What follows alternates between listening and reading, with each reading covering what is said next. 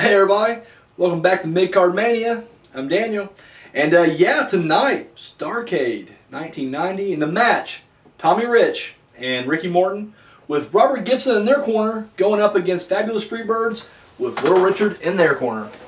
Alright, so, where to start with this match? Okay, so let me just start with Freebirds right now. What the fuck? I mean, seriously, what the fuck? Okay, let me just get this out of the way. Let me just get this little checklist out of the way. I have one gay friend, one lesbian friend. I got one friend that we just assume's gay, and we're going to love and support him when he comes out. I'm all for gay marriage. I'm glad it's all legal in all the states. Awesome. Any gay rights, I'm down for. Just showing this how, open-minded and tolerant and accepting I am.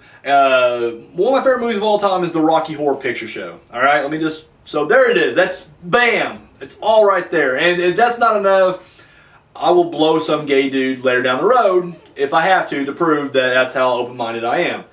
With that all said, dude, the Freebirds was like a couple of fucking queers, alright? Like, what the fucking fuck? What's the gimmick exactly? Like, what?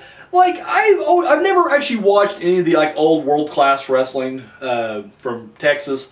And of course the big match everybody always talks about when you talk about the heyday of WCCW was the Von Erichs versus the Freebirds. So I just assumed they were like some badass dudes, and I'm like, I figure they probably had a generic look to them. I assume they were probably like the Midnight Express as far as the look goes, with just like a rebel flag on their ass. Like, that's what I figured. Just give me Midnight Express tights with the rebel flag on their ass. That's the Fabulous Freebirds. And like, dude, I'm watching it now. It's like a couple of fucking homos. Like, dude, I was already kind of like Michael P.S. Hayes like a while back on this show. And I was like, what the fuck is this guy? He's just walking around doing this shit. And I'm just like, what the fuck? It's like Rico. You guys remember Rico from like the Attitude Era? No, it wasn't the Attitude Era. It was the Ruthless Aggression Era. Rico. It's like two Ricos. They're little kitties. They got like eyeliner on. They got glitter on their face. Like, I don't know what the fuck. Their outfits are just glittery and sequin. And like, I mean, once again, whatever. If that's their thing, I'll support them. I'll march for them and all that shit.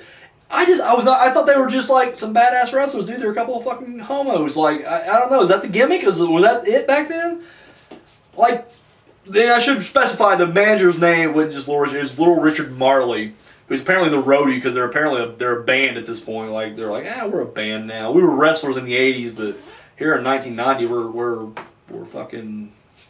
a band. They're so gay that like not even Little Richard would agree to be in the group, like the real Little Richard. He's like, that's too gay for me. And they're like, well, Little Richard, you're wearing, eyeshadow and you're balls deep in a guy right now. And he's like, yeah, and that's still too gay for me. It's just, I was just like, what the f... So I don't know. I was already kind of like, fucking Freebirds. Like, I just do not like these guys. And then we get Tommy Rich, Wildfire Tommy Rich, and Ricky Morton. And once again, I'm not sure because I didn't watch the product at the time, so I have no idea what the storyline was going in here, other than the fact that I guess they injured Robert Gibson. So I don't know if it was initially supposed to be the Rock and Roll Express going up against the Freebirds, but instead, I guess, Gibson's injured, so we get Tommy Rich and Ricky Morton. So, I mean, it's not the Rock and Roll Express. I don't know what you would call that. Like, what do you call not rock and roll? Like Nickelback? They're Nickelback. It's Nickelback versus Tutti Frutti. That's the match right here. My God. So anyways, that's the match. At one point, the Nickelback's beating him up, and Tutti runs over to Fruity, jumps in his arms. It's just like, what the fuck? This is serious, like, Southern wrestling, and this is ridiculous. Anyways, after about 5 or 6 minutes of action going back and forth, at one point they're going to break, I guess, Ricky Morton's leg. They got his leg down, and anyways, Michael Hayes is holding down Morton, I think. And if I got the names wrong, fuck off, because you're clearly more of a fan than I am. And then Garvin is got Rich. Well, I guess Little Richard's on top, like he's going to jump onto the leg of Ricky Morton. and Gibson hits him in the back of the crutch from the ground, you know, because Gibson's the manager on the other side. And Richard flies over, or I guess I should say Little Richard flies over. Like, he didn't just go down like I think you would if you got hit, but he, like, flies across the ring and he, like, nails Garvin by mistake. And then Garvin turns around and just instantly starts beating the shit out of him. Like, doesn't even ask, like, what the fuck are you doing? And in fact, Little Richard could have been like, dude, the fucker hit me in the back of the head with a crutch. You can see the broken crutch. No, he just like, fuck, he starts beating him up, right? And then, of course, at this point, Ricky Morton rolls him up, and then 1, 2, 3, Nickelback wins. And then after the match, Tutti Frutti beats the shit out of Little Richard, and then Nickelback runs back in and makes the save. Queers R Us goes outside, and they run down and they clothesline Robert Gibson on the way back. And that was the match. That was Starrcade 90 Mid-Card Mania match that we're reviewing. My review, even like just me being a douche and making fun of these wrestlers aside, it's not that great of a match. It is the most boring. Like, it's because the last match I thought was going to be shit was Midnight Express versus Flying Brian and Z-Man. Like, I just wasn't expecting much out of that. That wound up being a really good match. This was not a really good match. This was just complete dog shit. Like, it was just boring. The crowd wasn't into it. I wasn't into it. Like, it was just like, what the fuck are we doing here? What's going on here? And I don't know. That was it. That's the match right there, and that's my review. I don't care for it. Fuck the Freebirds. Fuck NWA. Fuck Little Richard Marley, and fuck Nickelback, the band and this tag team. I dubbed that.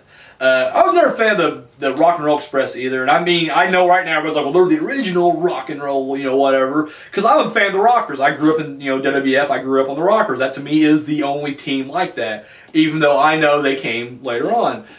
Even though they're the originals, they didn't do it that good. I don't care. I don't care if they had more success than the Rockers. Don't matter. I think the Rockers had way more charisma, way more fan support. I mean, I don't know. The last couple matches I've seen of Rock and Roll Express, I didn't feel shit. I did not care at all. It didn't move me at all. But hey, enjoy your spot in the Rock and Roll Hall, or sorry, the WWE Hall of Fame. So that's all I got. Yeah, sorry to be a sourpuss on this one. This match was just horrible on like every level. Didn't care for it. Don't care for it. Sorry for my un-PC language, but I felt like it needed to be used here because sometimes you just gotta get strong with it. You gotta get strong with it. So that's all I got, guys. Let me know what you thought of it. Maybe I'm wrong. Maybe I'm an asshole. Maybe you guys will be like, you know what, Daniel? This match was great. This is what WCW was all about at the time. This is what Southern Tag Team Wrestling's all about. And you know what? I'll take whatever bully comments you want to make down there. Troll away, please. I deserve it on this one. That's all I got. Guys, tune in next week. You know, we're at the end of the year. This was the last pay-per-view of 1990. We're going on now to find out who the mid-card maniac of 1990 is. So tune in next week, and that's all we got. All right, guys, thanks for watching, and until next time.